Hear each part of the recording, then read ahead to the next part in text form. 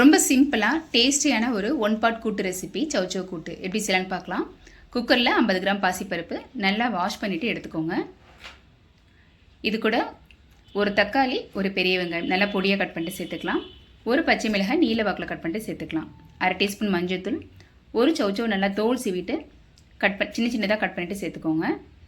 இப்போ தேவையான அளவுக்கு உப்பு, தண்ணி சேர்த்து குக்கரில் ஒரு 4 விசில் விட்டு எடுத்துக்கலாம். அப்போ தான் அந்த பருப்பு காயோடு சேர்ந்து நல்லா வெந்து வரும். இதுக்கு நடுவில் தேங்காய், சீரகம், 2 பச்சை மிளகாய் இதை நல்லா ஃபைனாக அரைச்சி வச்சுக்கோங்க. இப்போ பாருங்கள், விசில் அடங்கினதுக்கப்புறம் நல்லா கூட்டு ரெடி ஆயிடுச்சு. இது கூட நம்ம அரைச்சி வச்சுருக்க தேங்காய் பேஸ்ட்டு சேர்த்து ஒரு 2 நிமிஷம் கொதிக்க விடுங்க. இப்போ இதுக்கு தாளிப்பு கொடுத்துடலாம். பேனில் தேங்காய் எண்ணெய், நெய் சேர்த்துக்கலாம்.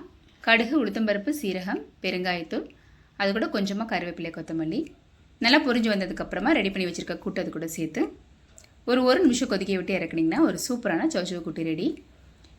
இது நீங்கள் காரக்குழம்பு கூட சைட் டிஷ்ஷாக கூட வச்சுக்கலாம். அப்படி இல்லைன்னா ரைஸ் கூட சேர்த்து மிக்ஸ் பண்ணி கூட சாப்பிட்லாம். ரொம்ப நல்லாயிருக்கும். கண்டிப்பாக ட்ரை பண்ணி பாருங்கள்.